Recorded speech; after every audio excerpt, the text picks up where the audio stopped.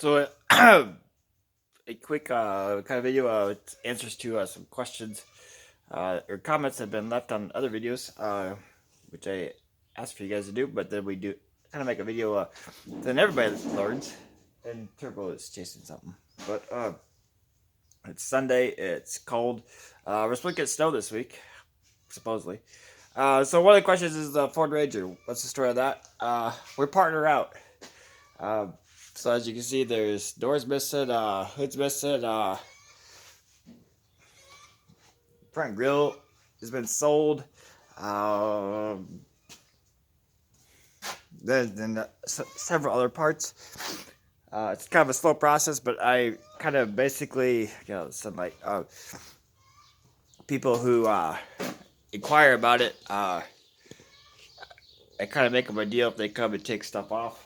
We got a door off that somebody was supposed to get, but they never showed up and got it. But it's not worth fixing, so we're parting it out. And so now a bunch of pieces are missing. But that's the story on that because I called I don't know how many scrap yards or auto scrap yards. They give me $120 for it, the whole truck, and I more than made that much off of it. So that's the story on the Ford Ranger. So we're not rebuilding it, even though I thought I was gonna, but that's that one. So the next question is, what's the story of the 966? The 966 is sitting right there in the shed. Dad and I started tearing the shielding off of it. The guy who's going to help us replace the engine is a farmer as well. So he's busy combining, and we're busy too. So it'll be a little while, but we're going to take it up to his place in his shop, and then he can split it. As soon as we kind of get around to it, we'll shove her on a trailer and haul her up there. But our process of taking stuff off, but we did like one thing a day because that's about all the time we got. The muffler, we need to, as you can see, it's scrap iron. So we're gonna take a sawzall and a grinder and just saw it off so we can take this shield off and take the rest of the shields off and take as much stuff off as we can or need to. That way, to take the engine out to split it. I do not have an engine yet in my possession, but I have several leads of where to get one. And this is all of our hay tarps and all of our junk. Winter rye is up and seeded. 12, a whole whopping 12 acres, but it is what it is. We're hauling manure and stuff. We are currently our yards are almost empty, pretty much empty with fat cattle. So we'll start refilling sometime. And we're also doing looking at some different options. But we're kind of just moving stuff around and just kind of getting, because we've never really stopped. It just go, go, go, go, go. So there's always stuff coming and going. But that's the 9 story.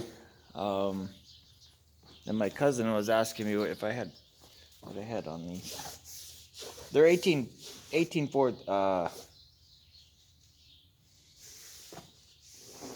they're Firestones. He was asking if they were Firestones. But the Deutz still sits. Now she's got a flat tire. Like I said before, we have a hydraulic leak right up under there. The problem is I can't get the loader off because it's. But we're gonna try to get this running again. So they do have a battery from out of the M. The M's lease is almost up, so I don't know what we're gonna do yet. It might just disappear, and we might get a red one, or we might buy it, or I don't know. But that's kind of the story on that. The 4020 is a workhorse, so she's been kind of filling in the empty spots.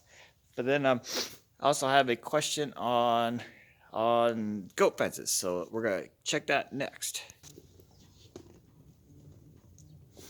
So then one of the other questions is about the goat fencing. This is a grazing project we're doing for a landlord. We graze it out. Undergrowth and a tree windbreak. It's cedar tree, pine trees. But what's happening is mulberry trees and weed trees and wild grapes are like basically destroying these big old pine trees. So they're like ruining everything. So the goats they will eat all that underbrush. It'll probably take 2 to 3 years of grazing for them to actually kill the trees. We use electric netting. We get that from Premier Fence in Washington, Iowa. You can find them on the internet. Not a sponsor, but could be. We run. They're 164 feet long. Because somebody asked how many fences we use or whatever. 164 feet. They're like $125 a piece. They're I think 36 inches tall. We have a fencer, a solar fencer up there that we use for them. The goats do stay in the netting as long as they have something to eat. The only problem with the netting is when it's windy and wet, like it's been. These little posts tend to, because then Dad's put some extra poly post in, but there's only like a stake like that long that these are sitting in. Because if you can see, sorry if it's all moving fast, but the fence is kind of wobbly. But as long as it's hot, they'll stay in. But we're basically, so four fences. This little piece is like an acre and a half according to the FSA office, but we split it in 2.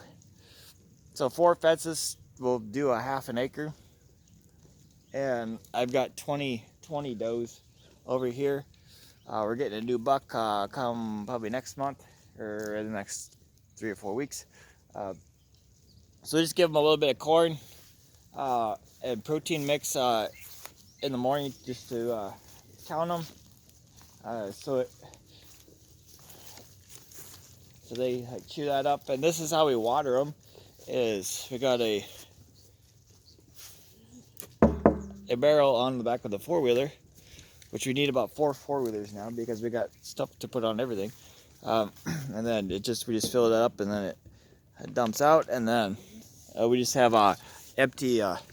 You can see up there, because I'm gonna run out of battery real soon. Some protein tubs that we that we dump it in. So anyway, thanks for watching Questions Comments Off on YouTube stuff as always. Subscribe if you haven't. A lot of different videos coming up and stuff, but questions, comments, and leaving, and we'll get back to you. So I appreciate everybody watching. And Turbo says Turbo says hi, and we'll catch you guys next time.